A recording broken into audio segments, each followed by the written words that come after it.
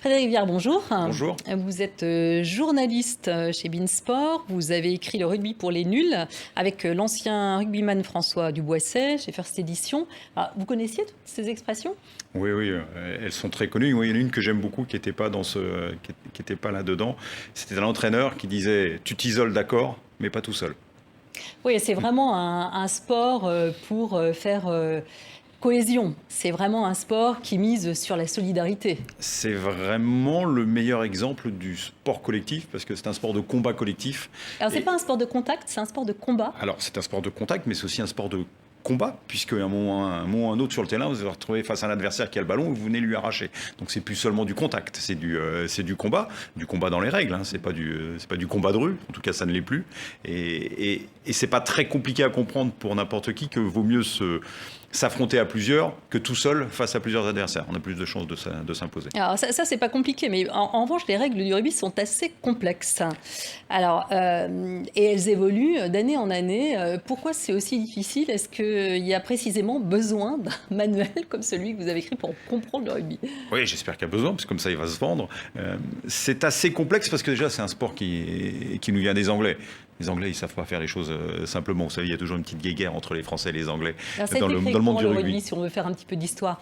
Ça remonte au milieu du XVIIIe siècle. Avec, en fait, le rugby était le football tel qu'il était pratiqué dans le collège de rugby. À cette époque-là, au XIXe siècle, la bonne éducation des bourgeois, des nobles anglais est d'envoyer ses enfants dans des collèges. Il y a le collège d'Eton, par exemple, que les gens connaissent, que la famille royale y envoyait ses enfants. Il y avait le collège de rugby également. Et dans tous ces collèges, on pratiquait le football, mais avec des règles qui étaient propres au collège. Et un jour, lors d'un match entre les jeunes élèves arrivés, les cadets et les anciens, c'est comme ça qu'on jouait, il y a l'un des anciens, des vétérans de cette école qui a pris le ballon à la main et qui est allé l'apporter de l'autre côté de la ligne. C'était William Webb Ellis. Et c'est comme ça qu'on a commencé à pratiquer le foot dans le collège de rugby. Et c'est comme ça que c'est devenu le rugby. Mais la fédération anglaise de rugby s'appelle la Football Rugby Union, la fédération de football tel qu'il est pratiqué à rugby. Et ce bonhomme s'appelait William Webb Ellis. Alors c'est la légende, hein, le moment où il a pris le ballon. Et la coupe porte son nom. Et la coupe maintenant porte son nom. On n'a aucune image de ce moment-là. Ce n'est que des récits oraux, et vocaux, pardon. Mais c'était quand même, c'est une belle histoire. C'est bien, il nous faut ça pour nous lancer. Alors c'est une belle histoire et qui perdure aujourd'hui avec en fait des valeurs très fortes dans le monde du rugby. Des valeurs britanniques, proprement britanniques, qui ont pu être véhiculées dans le monde ? Alors, oui, il y a deux choses. Le rugby suit l'évolution et l'avancement dans le temps de l'Empire britannique. Donc c'est important, c'est pour ça qu'on le retrouve dans l'hémisphère sud, dans l'Afrique du Sud, dans les îles, qu'on le retrouve au Canada également. Et puis en France. Donc il y a tout ce côté, comme vous le disiez dans votre petit glossaire des expressions, ce sport de voyous joué par des gentlemen, en fait c'est la bonne société britannique qui joue au rugby. Donc on joue en respectant les règles, en respectant son adversaire. En respectant l'arbitre ? En respectant l'arbitre. Évidemment, on ne va pas aller discuter avec un arbitre quand l'arbitre vous dit ça n'est pas bien, on ne va pas aller discuter. D'ailleurs, dans le rugby d'aujourd'hui, il n'y a que le capitaine qui est autorisé à parler à l'arbitre. Les autres joueurs n'ont pas le droit de parler à l'arbitre.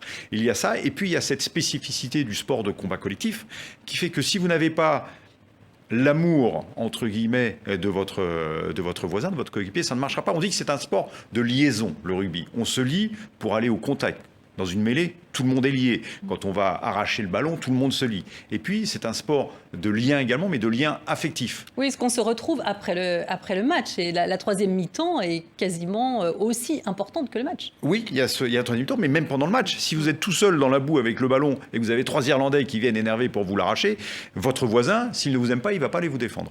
Donc, il y a ce lien affectif. Et puis, il y a, vous l'avez dit, une fois que le match est terminé, tout est à plat et on vient partager avec l'adversaire ce moment de convivialité pour tout simplement partager et passer du bon temps comme le faisait la bonne société britannique. Une fois qu'on avait fini un match de tennis, un match de foot, quoi que ce soit, on se retrouvait ensemble dans les clubs, puisqu'à l'époque il y avait pas les femmes n'étaient pas les bienvenues. Mais aujourd'hui on se retrouve dans le clubhouse, dans le vestiaire à la fin et on partage un bon moment. Et c'est ce qu'on appelle le fair play.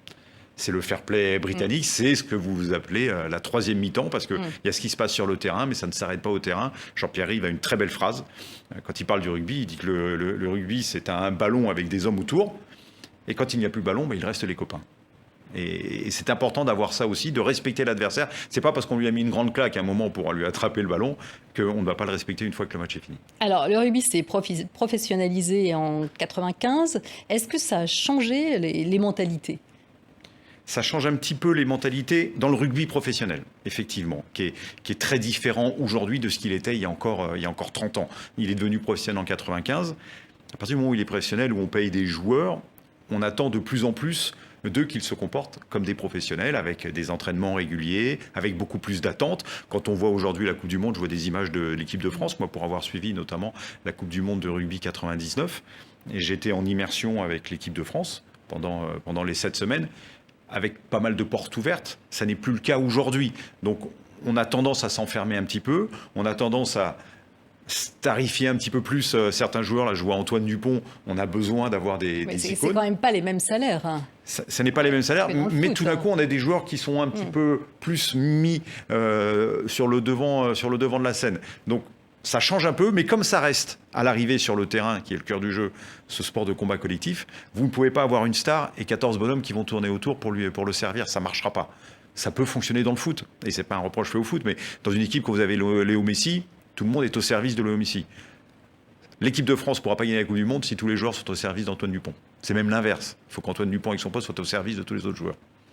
Alors, vous parliez tout à l'heure des femmes. Le rugby, aujourd'hui, est devenu également de plus en plus féminin. Et c'est tant mieux. C'est tant mieux. Comme le Est-ce foot. que c'est les mêmes règles, en fait, pour les femmes ? C'est exactement les mêmes règles. C'est le même sport, avec les mêmes contacts. On espère un petit peu plus de finesse parfois. Ce qui est pas mal, c'est que le rugby féminin est en train de se populariser de plus en plus aujourd'hui, quand le rugby est de mieux en mieux encadré, et notamment sur la protection des corps, sur la protection des joueurs et donc des joueuses. Donc ça, c'est très bien. Et puis, j'espère que ça va monter un petit peu en puissance. C'est la même chose que le foot féminin. Le foot féminin a mis longtemps à devenir aujourd'hui un sport qui est reconnu. Tant mieux. Et le rugby féminin a toujours un petit peu, comme le rugby a un peu de retard sur le foot, le rugby féminin a un petit peu de retard. Et a priori, ça va permettre au rugby féminin de franchir les étapes plus rapidement que le foot féminin. Alors, pour ceux qui ne comprennent pas bien le rugby, est-ce que vous pouvez nous expliquer en quelques mots le principe du jeu ? C'est très simple. En fait, il faut imaginer, la règle de base, c'est de prendre le ballon et de l'amener de l'autre côté de la ligne, du camp adverse. Donc ça, c'est la base. Et pour ce faire, il faut que le ballon soit en vie. Alors un ballon en vie, c'est quoi ? C'est un ballon qui va de main en main. Dès qu'il y a un regroupement, que tous les joueurs tombent sur le ballon est mort et le jeu doit s'arrêter pour permettre à nouveau au ballon de vivre. Et puis comme c'est un sport avec des Anglais, ils ont trouvé rien de mieux que de nous dire qu'il fallait avancer en se passant le ballon en arrière. Voilà, c'est la petite subtilité. Après, il y a plein de règles autour, sur les règles du hors-jeu, sur les liaisons, quand est-ce qu'on peut aller chercher un ballon, mais de la manière que dans le foot, il y a plein de petites règles que les gens ne connaissent pas. Mais le principe, il est assez simple en fait. C'est les images que vous voyez là, c'est se passer le ballon pour l'amener de l'autre côté. Quand vous avez compris ça, une fois que le ballon est enterré, on doit arrêter le jeu, vous avez compris le rugby. Bon, je pense qu'on a un peu mieux compris. Merci beaucoup de nous avoir explicité les règles du rugby pour ceux qui n'y connaissent pas grand-chose, comme moi. Merci beaucoup.